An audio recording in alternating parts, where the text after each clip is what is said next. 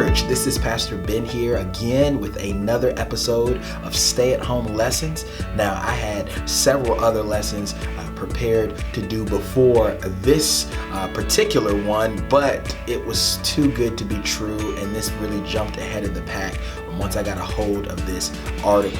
So I pray that this helps you guys out. Let's get to the lesson.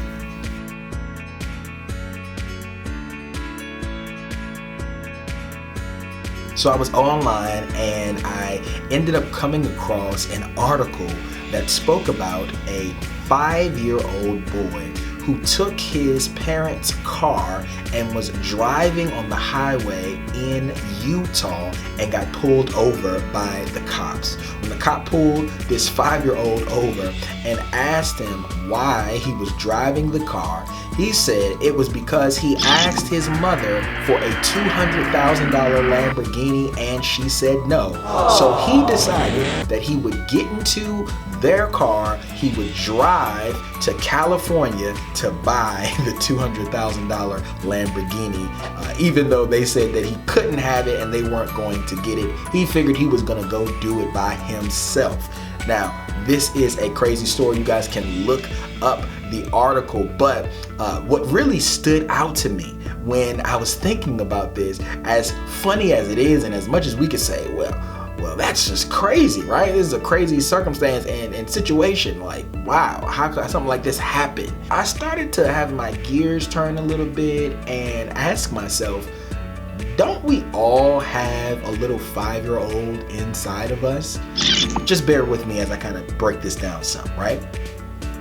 James chapter 1, verse 13 through 15 says, "Let no one say when he is tempted, I am tempted by God.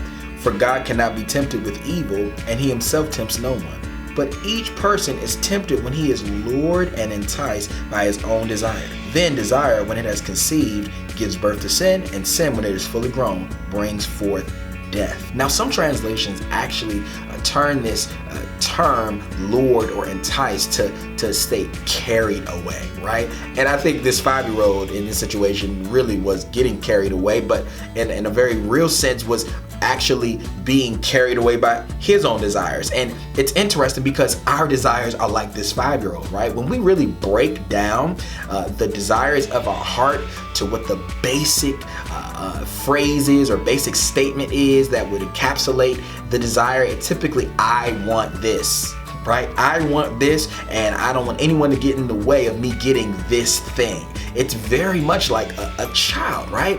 And whenever our desires get out of control, they carry us into dangerous circumstances. I mean, just imagine your desires are like this little 5-year-old, right?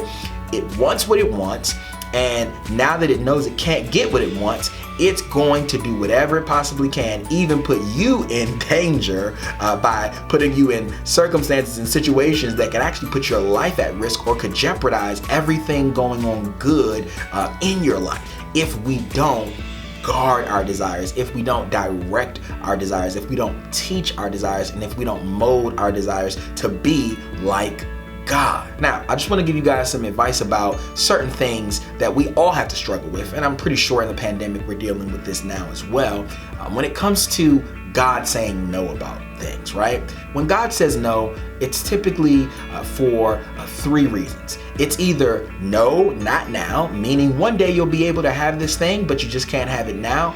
And if you get it at the wrong time, it actually will be bad for you. Or it could be a no that is forever. It could be no because this desire is actually bad for you. This desire is something that will never be good for you because it's sin, because it's not good for anybody. In that case, we just need to have our desires changed and molded to be like the Lord. And then you have the desires where it may be something good that you want, but it was never in God's will for you to have. Right? And if something is good, but it's given to the wrong person, it will become bad. And you know how we get. We try to trick God, right? Well, it's good, so you should give it to me.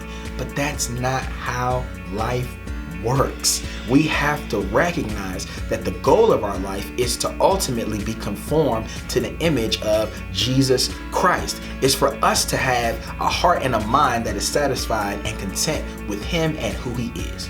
Here's how we deal with these desires that try to get out of control in our lives. These are the ways that we can protect ourselves from the result of being carried away by those desires. Psalm 19 actually helps us out with this.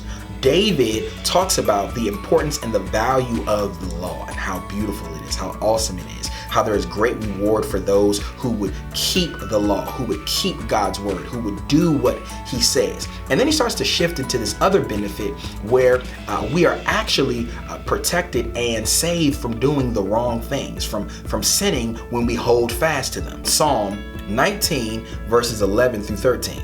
And it says, "By them your servant is warned. In keeping them there is great reward. But who can discern their own errors? Forgive my hidden faults. Keep your servant also from willful sins. May they not rule over me." He puts this next to all of this lifting up of the law of the Lord, because what happens when we're exposed to the law of the Lord is our hidden sins are revealed, and also God uses the word to keep us from giving into willful, more presumptuous or boastful sins, like going about doing something that we know we're not supposed to do simply because we want to, and God's telling us no. And really we have to break down that the issue of our desires, the wrong desires, the desires that try to carry us away into things that we're not supposed to have, is sin. Now there's another thing that you can keep in mind that'll also help you whenever your desires try to get out of control. Remember that God is a good provider. Now we all know this next psalm that I'm gonna break down, but have we ever thought about it when it comes to our desires getting out of hand? Psalm 23, "The Lord is my shepherd, I shall not want. He makes me lie down in green pastures. He leads me beside still waters. He restores my soul. He leads me in paths of righteousness for his name's sake." Think about this for a second. The Lord is my shepherd, I shall not want. The Lord is my shepherd, I will not want. This is dealing with desire, right? The idea is because God is a good shepherd, and because we are sheep, he will actually lead us into what we most need and provide what we need when we need it. It's pointing out that he makes me lie down in green pastures.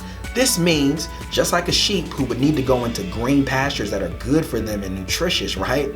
Sometimes we can look at a pasture that's really not good for us and try to lie down over there, but God is such a good shepherd that he makes us go into the green pasture, which is really best for us. Some of those things that you want to do, some of those desires that you have, they're not good for you. They're not a good place for you to be in, and they're not going to be nourishing for you.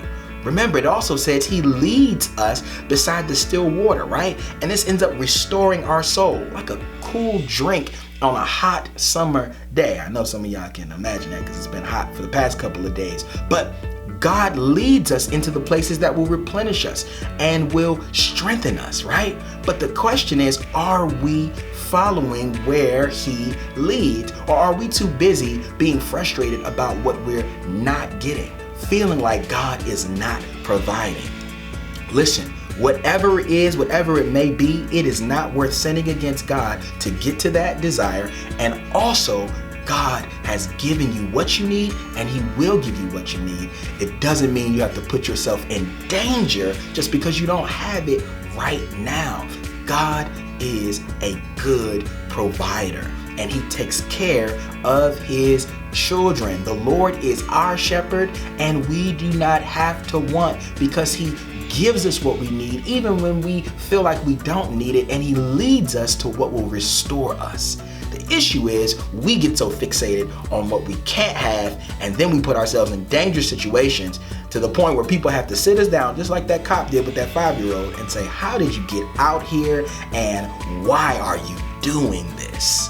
I just think this is something that will really help you. I pray that it was encouraging, and it's helped me a lot. Just considering how I want to get all these things when I want it, and I want to do all this stuff, but God is saying no, and he's saying no for a reason, because he's a good shepherd. He's a good provider. He knows what's best. And if I want to keep away from coveting and running out towards desires and things that are not good for me or shouldn't be going on in my life at this point, then I need to hide his word in my heart. I need to heed his instruction that I'm not overtaken by willful sins, and also that I don't sin against him while I wait.